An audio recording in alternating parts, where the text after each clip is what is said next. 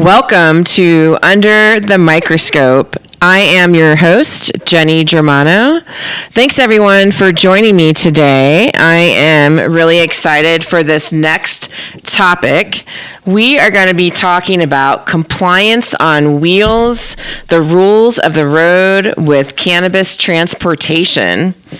Before I introduce my guest, I'm going to give a little bit about my background. I got my start in the cannabis industry here in Denver, Colorado, back in 2009, running and operating vertically integrated cannabis operations. In 2015, I founded my company, 𝗖𝗍𝗄𝑠 Consulting Service, and I help cannabis operators launch their business and navigate the regulatory landscape. Let's go ahead and give a warm welcome for my guest, Joel Dickerson. Joel is the CEO of GPS1 LLC and also does business development for Green Parcel Service, which is a licensed transporter, medical and recreational here in Colorado and also as well in New Mexico. Thank you, Joel, for joining me today.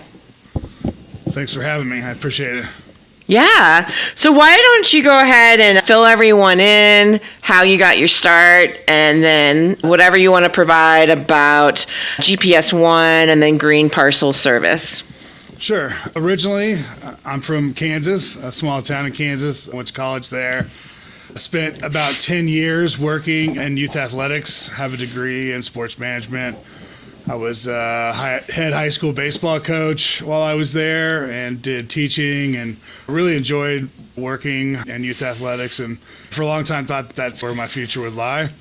But in 2013, I came to Colorado, Denver on a vacation, and one of my friends was doing some marketing for a big company here in the cannabis space, and he said, "Hey man, you got to go try to get a job there."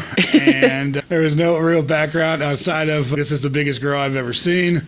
And I showed up there with my resume and was like, "Hey, somebody here should talk to me about a job." And originally they told me no, nobody here wants to talk to you. And I was like, "Look, I've got a good resume. I've done a lot of things. Like, I really think somebody should talk to me about coming to work here." And somebody finally was like, "Yeah, okay, bring them up." And the company ended up being LiveWell, which ended up being a pretty big player in the game. They're still around. They're now under the PharmaCann umbrella. But essentially, I was hired there on the spot originally as the recruiter. They were growing very quickly, and they couldn't keep up with the amount of people that they were trying to hire. Yeah. And so they stuck me in a little room in a corner.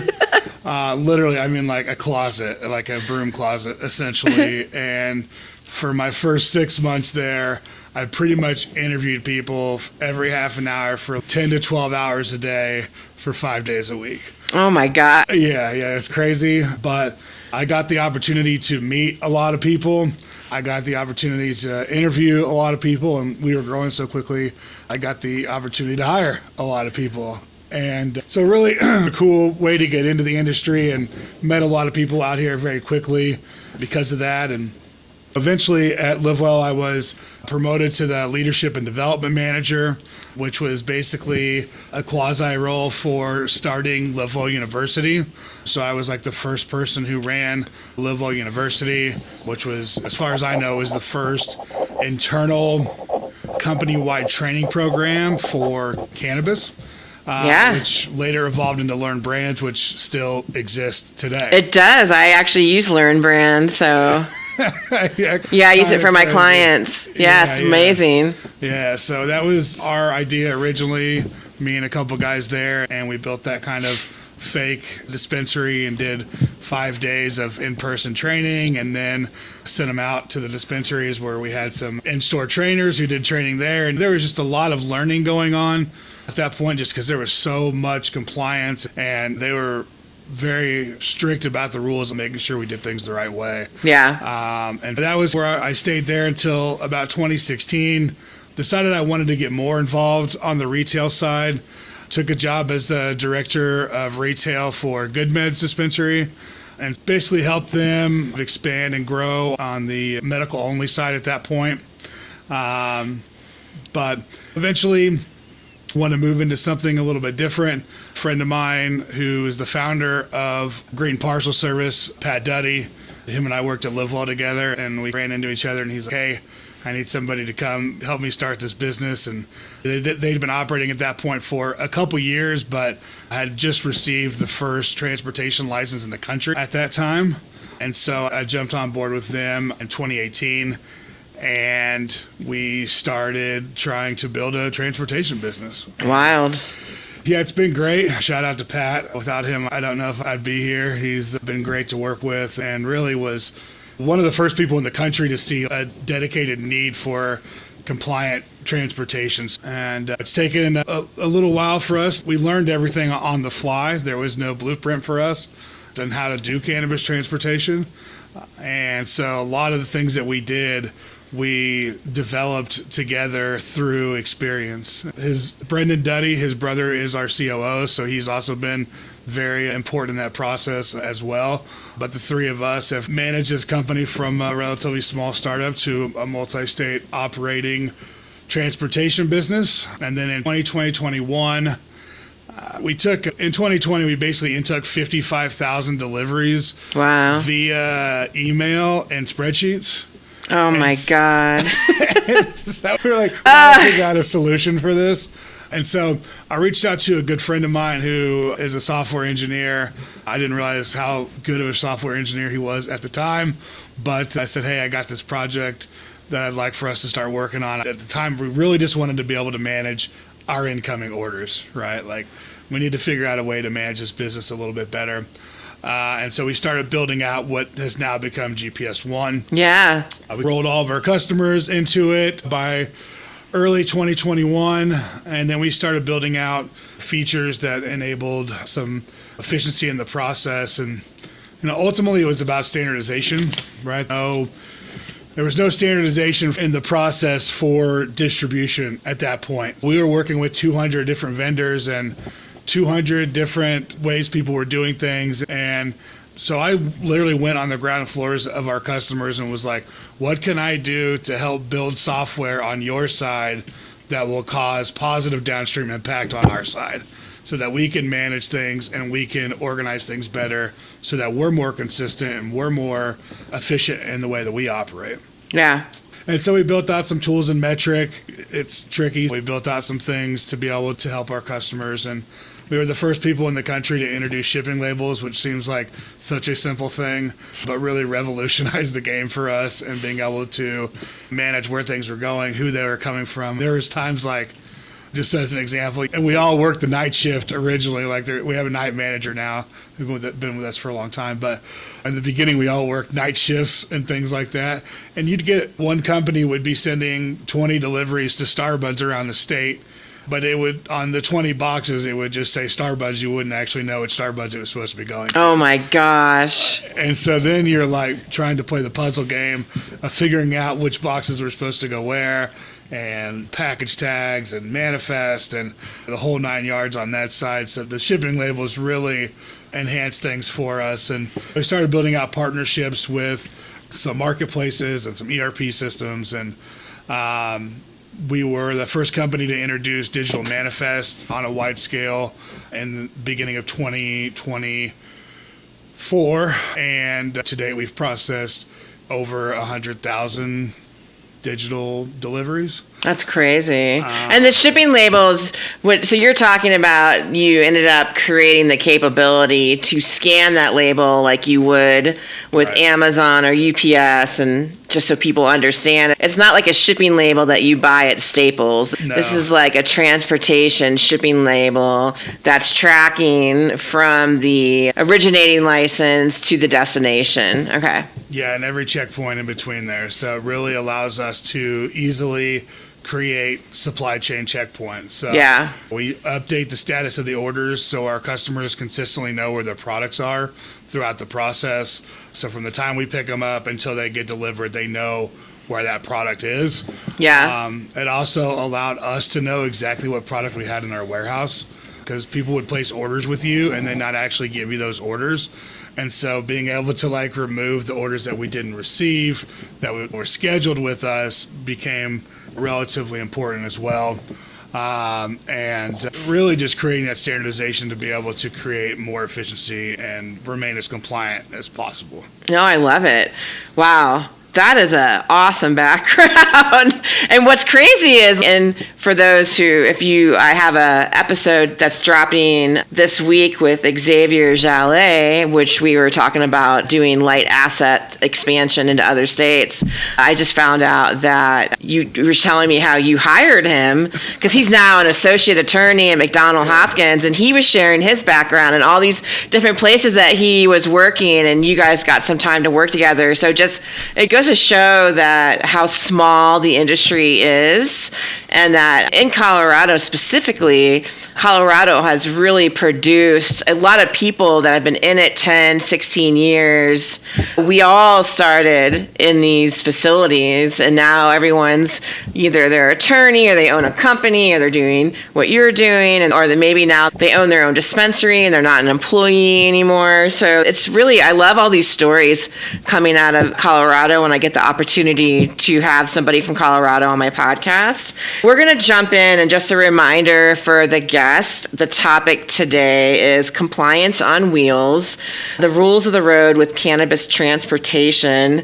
And the first area we're going to start is transport and delivery in the cannabis industry. So a couple of my questions that I put together, the first one I wanted to ask is, what are some of the similarities and differences in cannabis transport versus other transport industries in the U.S.? Yeah, cannabis transport has a lot of parallels with traditional logistics. We're essentially moving product from one place to another. That's whether you're at Amazon or UPS or wherever, that's what you're doing. And in those industries, you do have vehicle tracking and chain of custody and all these other things that we also do now. But we just deal with a much more heavy kind of regulatory overlay, right? Like, we're highly specific cannabis transportation rules, who can handle product, where can it go, how's it stored, where is it tracked. And I like to describe it as like traditional logistics, but you have to have a compliance officer who's riding with you at all times, right? And when you're responsible for the compliance of all of your partners as well, on the manufacturing side, it's not just your compliance that you're dealing with the compliance of, like I said earlier, we had 200 clients in 2020. Yeah. We're responsible for making sure their compliance is handled correctly as well, because we're all liable for that. And there are some parallels, but there are also some kind of regulatory differences between the two. Yeah, and also too, because it is a regulated product and we have health and safety, and sometimes there could be issues. There's all these different things, and making sure there's no contamination and whatnot, and how you're transporting, and compliance around health and sanitation as well. So what type of licenses are available out there in the marketplace regarding transportation, just for listeners who might not understand all the different licenses around transport? Yeah, they vary kind of state to state, but generally the transport licenses are generally B2B, so business to business, or B2C, which is business to consumer. There are some kind of hybrid models that do support both. Some are bundled as part of your manufacturing or your retail operations. Oh, okay. And some are full-scale kind of sales and distribution models where you're warehousing product for other companies and you're selling it out for them and manifesting it out and doing the final last-mile delivery yourself. Generally, it's mostly business to business or business to consumer, but the structure and the availability of the licenses vary just depending on each state and the regulatory framework for that state. Yeah, I find sometimes some states have caps on transport and some don't have any on transport. And even like when you go into testing facilities, some states require that the testing facility do their own transport, and then some states require that they have to use a transporter. And sometimes there's just a transporter that only does testing facilities and not product. So every state is really, who would have thought you could take a transport license and then make it mean 20 different things and do it 20 different ways and how that license operates? Yeah, each state is essentially its own rule book, right? And you have to follow the rule books for each of those states. And some of them leave a lot of room for interpretation. Some of them don't. Some states require 2 delivery drivers in the van at once. Some states don't. Others require safes in the van. Some states don't. And so the level of inconsistency in trying to scale your model makes it difficult, especially on the transport side, because just the difference in the rules and how things work, it affects the ability to create profitability in your business by trying to work through all those different inconsistencies. Yeah. It's also one of the biggest challenges on the software side that we see is trying to be able to mold the software for every state's rules. And we've been able to do a pretty good job of it so far. And we understood when we were building out some of this stuff that like we needed to maintain flexibility on some of these pieces. Each state, again, having that kind of differing regulations creates a lot of challenges, both on the actual transportation side as well as the software side. My next question is, how soon do you think the U.S. is away from being able to transport state to state?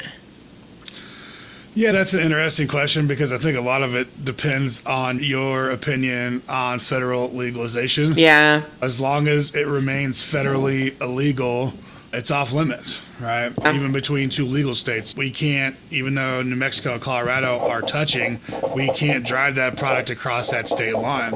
And so that creates major roadblocks looking for companies who are looking to scale nationally. And that being said, there are companies who are beginning to build that infrastructure with anticipation for eventual federal reform.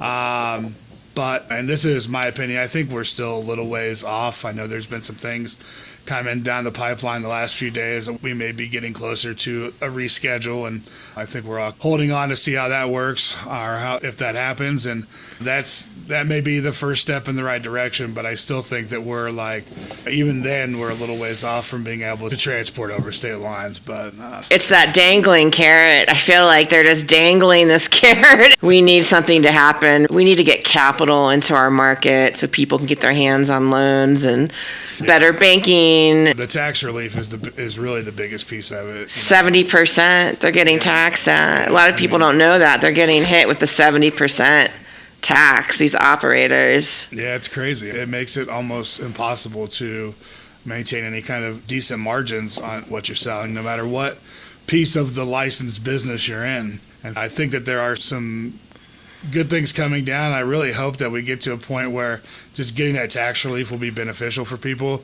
But my ultimate goal is to get it federally legalized, and for us to be in a position when that happens that we're able to support a bigger operation through the software. I love that. And that's a good reminder for anyone who's listening and getting a license in one of these new emerging markets or expanding. Everyone should be thinking about how they're going to pivot when this happens, whether it's rescheduling or descheduling and becoming federally legal.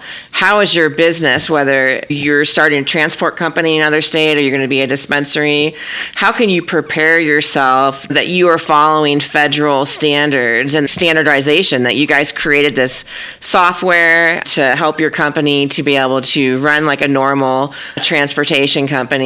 And then what are you going to do when it comes time that you can go across state lines, and how is your business going to adapt? Because people who don't have that figured out or aren't quick to adapt could potentially be left behind, and it's going to be a race to the finish line when that piece takes off. We're already in interesting times, but I think it's going to get even more interesting ahead of us here.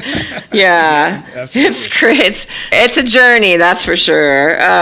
So my other question is, what are some of the challenges that transporters are facing right now in the cannabis industry? I already mentioned the regulation part of it, but theft concerns, you always have to be on the watch for theft. High insurance cost, high compliance cost. Originally, lack of standardized tech solutions that worked. And then there's always the challenge of the way you interpret something regulatory-wise is interpreted differently by the state, even if you think everything you're doing is right. But I think those are just a few things that are pieces to what we do that are important. Yeah. I think it's interesting because I always have a lot of operators on here and I'm talking about their challenges, but I don't think a lot of people know the challenges that transporters are faced with. They're not the most talked about license out there. It's always dispensaries, grows, and manufacturers, and not a lot. Delivery is not huge across the United States yet to delivery to customers. It's in a couple markets, but not every place. And so I think a lot of times people don't talk about transporters and all the challenges and things that you guys are up against. We're a small piece. So when there's only a few of you out there, a lot of times you have to go out there and fight for your voice and try to represent your company, and as well as the other people who are in the transportation space, because on some level, when we have to try to create change, we have to do those things together because we're just such a small piece of everything. Yeah. And also, like I said, the states are different. In the beginning, everyone just delivered their own stuff, right? And then it was like, oh, now we can have transporters. And before, I don't know if you remember, like there used to be just badge people that would just pick up your stuff and just deliver it. And then all of a sudden they were like, wait, you have to have a transporter's license. But that's like, it first started off, you could just be a badged person and you're like, hey, I'll make your deliveries for you. And then they're like, oh no, wait, you all have to have a license to do that. And so it's evolved, and obviously it's changed a lot. But yeah, it's really interesting how all these states are doing it differently, and just like the challenges that everyone is faced with. So the next piece I want to talk about is understanding the rules of the road. We're probably going to talk a little more compliance stuff here. Can you give a brief overview of some of the compliance requirements a cannabis transportation company would need to adhere to when managing, their fleet of vehicles and the delivery process? And this can be, we don't have to focus, it can be broad. We can talk about more nationally. You can take a little piece from every state if you want. We're not really state specific on this podcast. Okay. Yeah, no worries. Yeah. I think it all starts with the basics, which is scheduling and manifesting, right? Knowing when things are going to be properly scheduled and that they're accompanied by a manifest that details what's being transported, and every state requires some sort of manifest, no matter what the seed-to-sale tracking system is. Yeah. And second is to have compliant vehicles, and depending on what your regulatory requirements are in those states, whether it's double locking systems, storage compartments, different things like that. And then GPS tracking, onboard security cameras, again, secure storage, driver credentials. So you want to make sure your driver has their license, their badge, all the stuff that they need to have, that they've been properly trained, so that if they get into a situation where they get pulled over, or God forbid a robbery or something happens, that your SOPs are in place and that they've been trained on how to handle those things. And then I think verifying the information on the manifest. So again, kind of those supply chain checkpoints. And in certain states, you have signature requirements. Yep. We had those originally in Colorado, but we removed those over the course of the last couple of years. But most states across the country still require those signatures. And then, just following that chain of custody documentation. So from pickup to delivery to every handoff that's made, that there's things that have been time stamped and that we're essentially following all the protocols. Yeah. And do some places require body cams too on drivers? I've heard that. Yeah. I think more on the B2C side than on the B2B side. I think, I don't know why some are like that. Some of the regulations are like that. Some of them aren't. Yeah. I don't necessarily, as somebody who's done a lot of deliveries myself, I'm not sure what the need for a body cam would be while you're out there actually making deliveries. But I can understand from on the B2C side, when you're in a more maybe considered a lower income or a sketchier neighborhood, and you have that theft risk, or you feel that way, that sense of potential theft risk, why it'd be good to have them. But yeah, some places do require them. I feel like a lot of times stuff like that happens because I've been in a lot of government work groups, and when these policies are getting created, I think a lot of times people are just shouting out these random things because they're going, we throw the kitchen sink at it and we show them we're going to do all these things, they're going to let us do it. And I feel like that's how we've become so over-regulated in a sense. Yeah. Like even in Colorado, they just recently streamlined the record-keeping requirements. It's been so over-redundant, the amount of stuff stuff that are 600 pages in Colorado. And you remember, like back in the old days when we started, it was like 900 when you put the medical and adult use together. And then all of a sudden you're like, oh my gosh, how is like an average person, like manager, gonna keep up with these 900 pages? And then they merged them together, and they were like around 400, and now all of a sudden we're back up to 600 again somehow. And a lot of states, they don't have 600 and 900 pages of regulation. So I think sometimes I get why they're doing it. They're trying to get the regulatory body launched and have people follow rules and regulations. But this is something I had a discussion with Jordan Wellington about, is liquor stores don't have to do any of this stuff. They don't have 30 cameras in their liquor store and doing all these things. And so even though they say we're regulated like alcohol, I do not think we're regulated. We're regulated in the sense that 21 and up like alcohol, but everything else is out the window. It's over-regulated in some cases. No, I agree. I think that there's smart regulation and there's some over-regulating on things, and the more regulations you have, the more you're open up to interpretation, right? And then you start getting into when you do get audited by your enforcement division and their interpretation of the law is different than the way that you've read it. You open yourself up there, and I think that it's a high-cost piece of the business when you're trying to regulate the right way, when you're trying to do everything the way it should be done and trying to follow all the rules, and then it's not very cost effective to have to do those things. So yeah, I think it's a big challenge, not just for us on transport side, but literally every licensee, especially in Colorado, is dealing with it. Yeah. And then also, too, what does chain of custody mean and why is it important? I think there could be people that might not understand the chain of custody, the full, I guess, depth of it. Yeah. I'd say it's a critical piece for maintaining security, ensuring accountability, and improving compliance within state regulations. From the moment a package is picked up to really the final delivery, every handoff needs to be documented. Who received it? In our case, we have a warehouse, so does that product get checked in at the warehouse? When does it get checked out? Who's receiving that product? And if something goes wrong, if there's a delay, things of that nature, how are we updating and making sure that we're tracking the chain of custody even when things break down? So for me, it's really important because I think it creates a lot of transparency. And I think a lot of what we do on the transport side is try to create transparency for our customers. And on that part, it's very much like standardizing your ability to go in on Amazon or UPS or anywhere else and say, hey, where's my product at? And you can go on there and they've got those chain of custody where things are at and, you know, where it's being shipped from and where it's going. And I think from that side, on the software side, that's where we're really trying to get to, right? We want to create that transparency in that chain of custody, but it's an important piece of what we do. And I think that it's pretty critical at every stage of the process.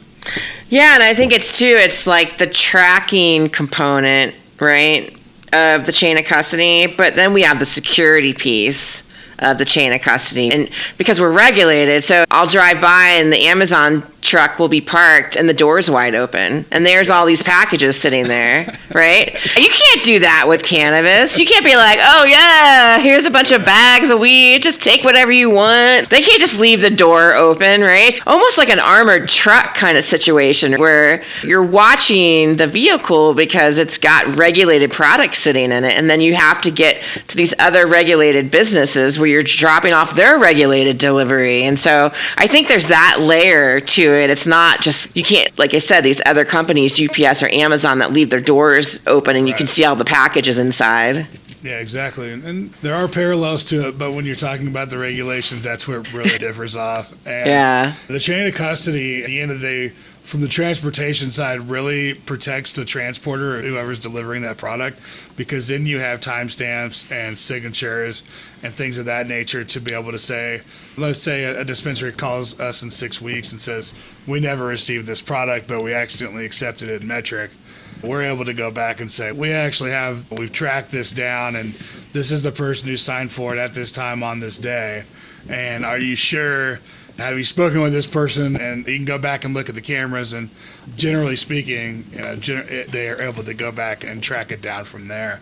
So there's a level of protection to it too, just so you don't become the kind of scapegoat for maybe an operator who's not doing everything above board and is or theft. Yeah, theft and things inside of dispensaries get chaotic, and they're dealing with lots of deliveries, and maybe the box that you brought is a box of samples that they don't know what happened to it or something like that. Oh, I can attest to that. I work in enough of these dispensaries helping launch them. It is, when they're just opening, it's crazy town. And I've been there where you're like, holy cow.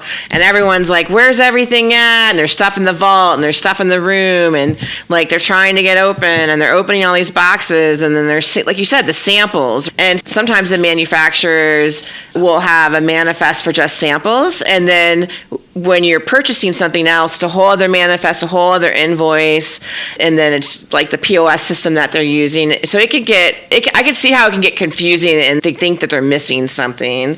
And I think it's like intentional bad actors or anything like that. I think a lot of times it's an organizational piece and some of these busy dispensaries get 10, 12 deliveries in a day, and things can get mixed up, things can get crossed into something else. And so I don't think it's anybody who's like intentionally being a bad actor. I just think it's one of those pieces that when you're running a busy, high volume dispensary, you can run into those kind of things. No, it's crazy. I've sat there for 12 hours opening and importing product going, oh my God, this is crazy. Then you got to sticker it all too. Oh yeah, the barcoding. Yeah. But not only that, is that sometimes the misconception in opening dispensaries, a lot of people think, oh, they just told me it just brings it over automatically from metric, which it doesn't. Like, yeah, it carries it over, but you still have to go in and create the product. If you're a brand new dispensary and you have to barcode everything, and you're going to be there 12 hours a day. And I only can say that because I've lived it. So my next question was about record keeping, and so like, how important is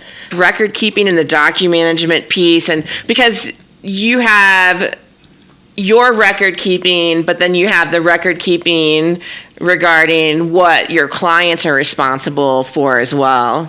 Yeah, so there's two pieces to the record keeping. There's the manifest, and there's the invoice. And the invoice is what the manufacturers are sending to the retailers, is this is what you owe us.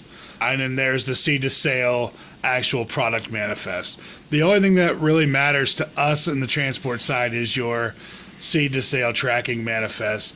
That being said, we do still have to take those invoices with us. We get signatures for those, and done what we can on our side to try to digitize as much of the process, because it used to be, until they started allowing the digital manifest in Colorado, we were required to have 3 manifests and 2 invoices for every order that we delivered. Whoa. And we're talking hundreds of thousands of pieces of paper. Our estimate was about 500,000 physical pieces of paper were being delivered by us alone every year. And somebody was required to manage all of that, and we were required to bring it all back and distribute it back out to wherever it came from. And so that's why the digital manifest for us became like such an important piece. Was we have got to cut down on this, number one, the paper use, but also the heavy regulatory compliance for us to hold on to those manifests for 3 years. 3 years, yeah. Think about, I have every closet inside of our warehouse, every open space above our shelving units are all filled with manifests. Oh my gosh. That have to be stored. And now we've been able to remove some of them. But for many years, that's how it was, where literally we were stacked up so high with boxes that we couldn't use any extra space in our warehouse, because every extra space that we had had a banker box with manifests that just had the weeks written on them. Oh my God. 8/11 through 8/15, 2025. And then if anybody ever requested a manifest, we'd have to go back and physically dig through all those boxes. There was a requirement on the manufacturing side as well as on the retail side, but they weren't dealing with the volume of manifests that we were dealing with. And so for us, being able to digitize part of that process is really advantageous for us. I think just having the ability. I guess the question was about best practices. Having the level of traceability that supports compliance as well as occupational accountability gives both partners and our business peace of mind. And for us, because of the digital manifest, we've created more of a clean, efficient, scalable way to manage the chain of custody, if that makes sense. Yeah, that's really helpful too. And I don't think a lot of people realize that. It is good that they did digitize. It was probably a game changer for transport because that is a lot of record keeping. And I would say in most states that record keeping requirements are only a year. A year. Like they do 3 years here. And typically it's usually like around sales transactions and anything around finance and money, it's usually more than a year.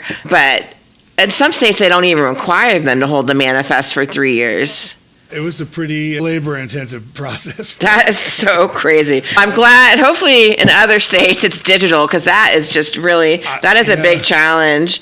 Yeah, and I think more states are starting to get the hang of the digital piece and understanding the value in it, especially from the transport side. But it was nice when they finally removed those regulations here. Then we had to get rid of all those pieces of paper, which was also like, oh man, this is such a waste. But yeah, I used to keep this 30-day manifest binder so that way when the regulators came in, I was like, here's 30 days because everything else was filed away in boxes. Yep. And I just knew that they were only interested in 30 days. Oh my gosh. I don't know if you have anything in mind when I bring this up, but what is the most misunderstood regulation around cannabis transport that you can think of? As far as the specific regulations, I'm not sure if there's one specific thing.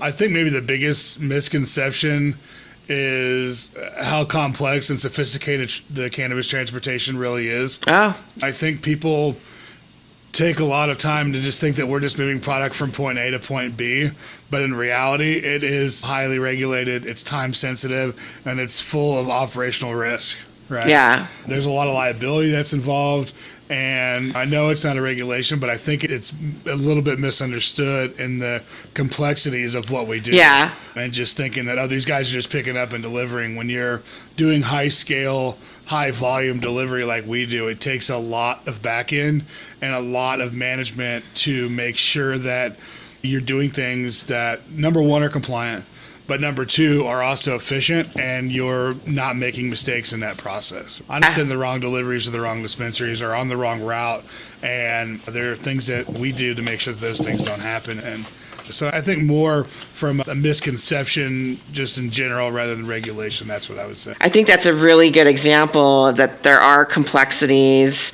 to cannabis transportation. So the next piece, we're going to talk about transport logistics and that it's more than just driving.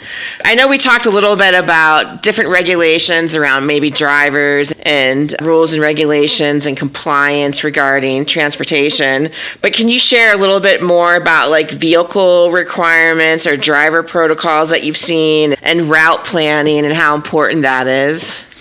Yeah, we talked a little bit about vehicle requirements earlier, so a lot of those that we've covered, but yeah, just making sure that you've got secure vehicles and that you're doing those things the right way. Driver protocols, very important in what you're doing to maintain efficiency and to make sure that they're doing things the right way. I think having those standard operating procedures set from day one for your drivers is very important.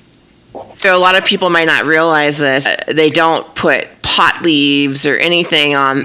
There's no decals that give away what the product is, right? That you're carrying product. Yeah, we're totally unmarked, and we don't make our drivers wear uniforms or anything like that because we really want them to remain as unmarked as possible. And when we first started, we ran minivans, like mom vans for everything, because we wanted it to look like we were just there purchasing product.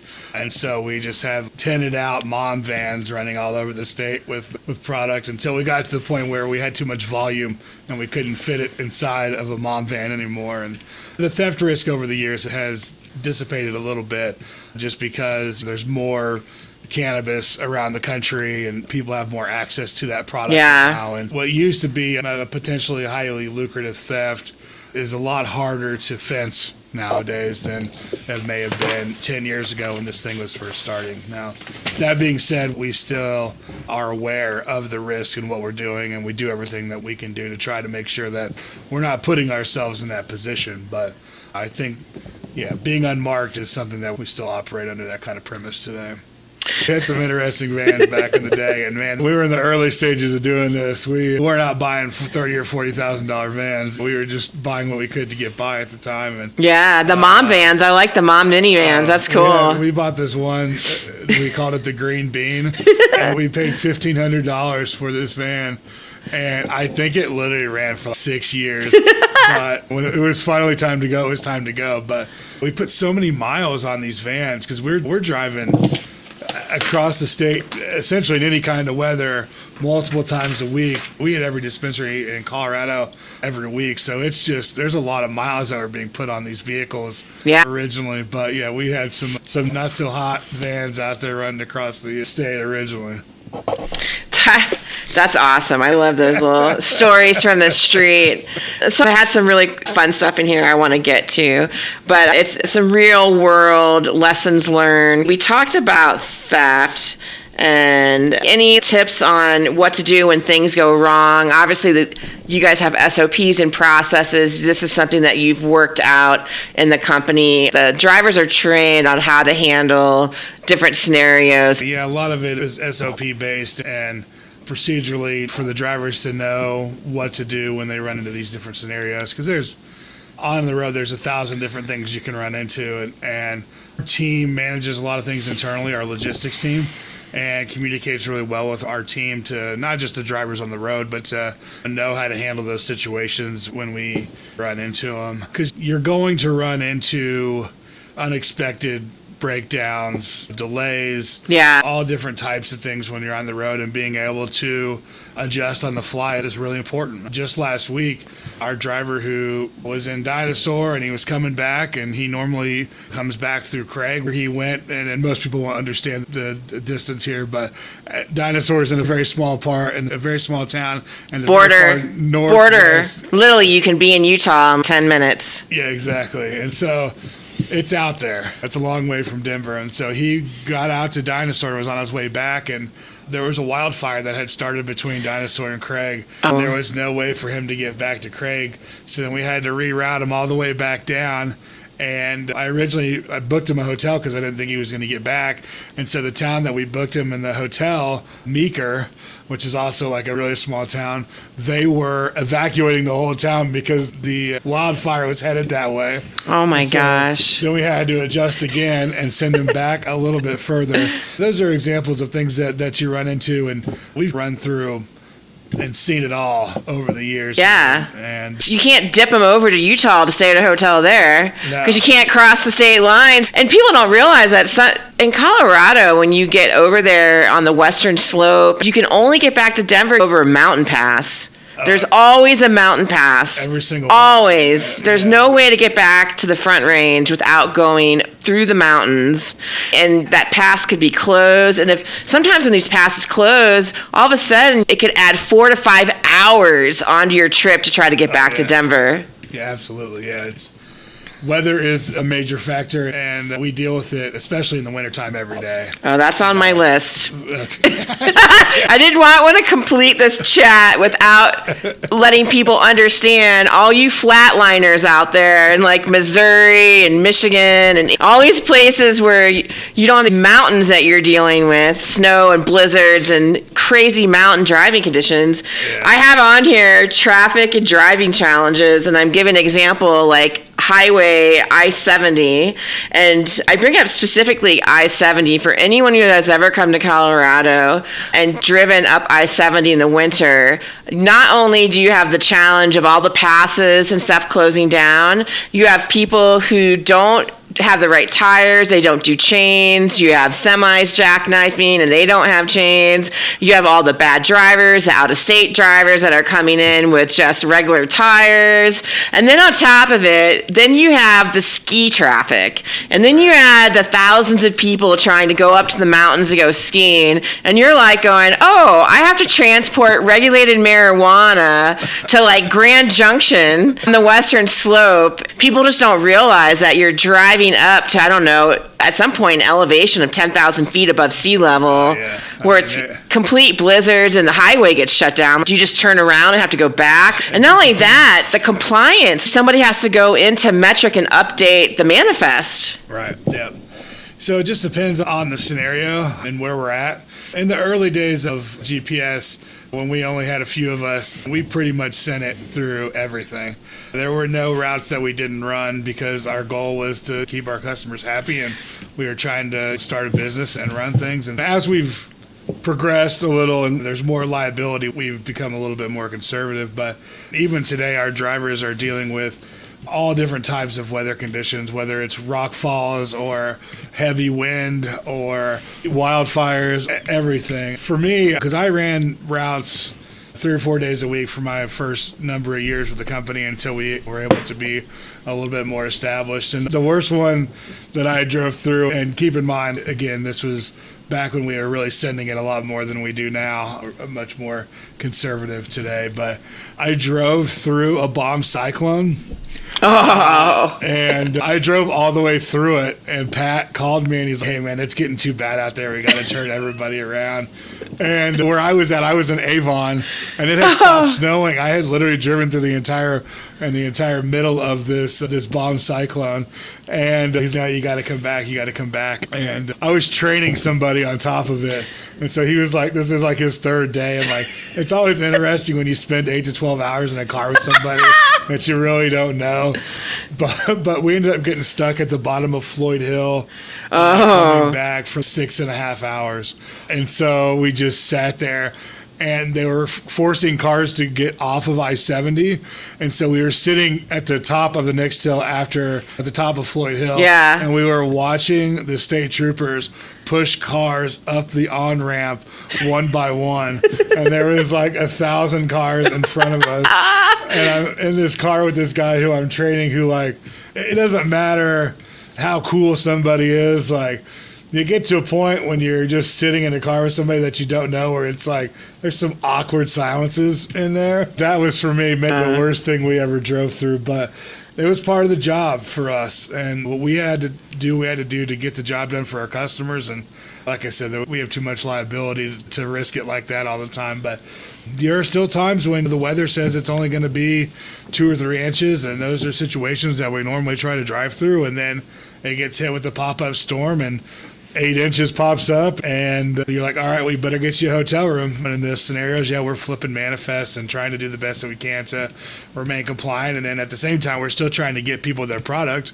Yeah. That scenario last week, our driver still needed to go back and complete his delivery. So if I would have sent him down to Grand Junction, and we only run that route once a week, all of those dispensaries wouldn't have got their product for the places that he was coming back through. Oh, yeah. So he had to go back the next day and finish all of his deliveries.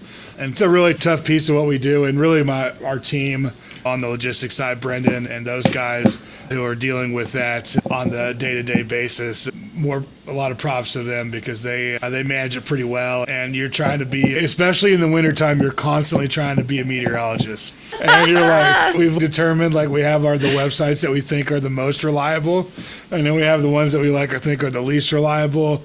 And you're trying to interpret all of those different websites to figure out your route planning for the next day or 2 days down the road, and we're not always right, but I think we've gotten a lot better over the years. Yeah, and again, if you haven't been to, for those who've never been to Colorado, all of our sections of highways have these little arms, and they're like, oh, we're just gonna close the road. And the trooper goes and puts this wooden arm gate thing that goes across the highway, and you're like, oh man, now I'm stuck, and there's 8,000 people behind me that can't go anywhere. Yeah. Then you go on the eastern plains of Colorado. There's no trees, and there's tornadoes, and there's hail, and there's all these crazy thunderstorms. And then when it snows out there, it's like the blizzard conditions, because there's nothing to catch the snow or stop it. That roads just get closed down because they get washed out with snow. And so it's wild transport in Colorado. The worst wind is on 285 in south central Colorado. Oh, yeah. You get 70, 80, 90 mile an hour crosswinds coming in there where the desert meets the mountains. Yeah. And we had a crazy experience where a van literally got blown over on its side one time from the wind. Yeah. It's like you experience every type of weather experience here in Colorado. But yeah, we've tried to learn our lessons on what we've done in the past and really tried to, you can't remove all the risk, but you can try to make the right decision. Yeah. And wrapping up, do you have any kind of final tips or anything for anyone listening that might be helpful around transport? Yeah, I would just say invest in training and document everything. Yeah. Those are the two biggest things. Stay ahead of your compliance changes. One of the best things we've done is build real partnerships with regulators and law enforcement and other operators who take compliance seriously and really try to find the people who best understand your business and also have the intent of doing things the right way. And then get in on the policy, get in on the action, and try to help build sensible policy that actually works and that creates less challenging regulation and really standardizes processes. And I would say those are the most important pieces to me. No, that's really good stuff, too. And I would also like to add this final piece. For anyone listening that is an existing operator or thinking about becoming an operator, hopefully this will help give you a little more insight into what transporters are going through, because it's not really talked about. And then you can understand all the different challenges that transporters are up against that you're going to be working with. A transporter would be your vendor. And so I think it's helpful, too, to shine the light so operators get some more context into what your operations are like, and that, they're not like, it's just easy. They're just, how hard is delivery? And I can understand that's what people think, but they don't realize all the intricate pieces that have to do with it. And not only that, but you have to be a massive problem solver. Yeah, because you better be able to solve problems very quickly on the run. Because in a dispensary, the environment is always the same. You come in 7 days a week. It's the same dispensary. It's in my brick building. I already know what I'm going to expect. But your environment is changing 24/7 every single day. It's always different because essentially you're on wheels. That's why I call this episode Compliance on Wheels, because your environment is never the same and you are having to adapt nonstop. Yeah, absolutely. I think this is going to be really helpful. Can I give a couple shout outs? Yeah, get out of here? Go for it. First off, Pat and Brendan, those are my guys behind the scenes. Shout out to those guys. I'm nothing without them, and we work together to make this whole thing happen. And then big shout out to our drivers. We got some of the best drivers in the game. Some people who've been making deliveries in the Colorado market for 6-7 years, who've been with us for a long time. And then a shout out to our management team, Frank, Hunter, Josh, Joseph, and everybody else behind the scenes that don't ever get recognition that they deserve. Yeah. Those people, they're important as well. I really feel like we're only as strong as our weakest link, and that our team is really what makes this thing go. So thanks for having me personally here, but it's an effort between everybody in our organization, and without our drivers out there and without the management, none of these other things are possible. I just want to give them some props because they don't get them as much as they should. Yeah, it's true. It's always usually like the executive level that comes on these podcasts, and we don't get to really hear about the employees are working really hard in this industry. And you guys have a great team, so shout out to your whole entire team. It was really nice to learn about your story and the background and talk about some fun Colorado stories of being on the road. So, I really appreciate you for coming on and being my guest, Joel. And for those listening, Under the Microscope with Jenny is on YouTube. And what I'm going to do is in the comment section, I'll have the links for Green Parcel service as well as GPS One, in case you guys want to click on their links and go look up these guys and see what they're about. If you want to stream the podcast, it is available on Apple, Spotify, Amazon Music, and iHeartRadio. Thanks again, everyone, for joining me and checking out Under the Microscope with Jenny. Thanks for having me. Yeah, thank you.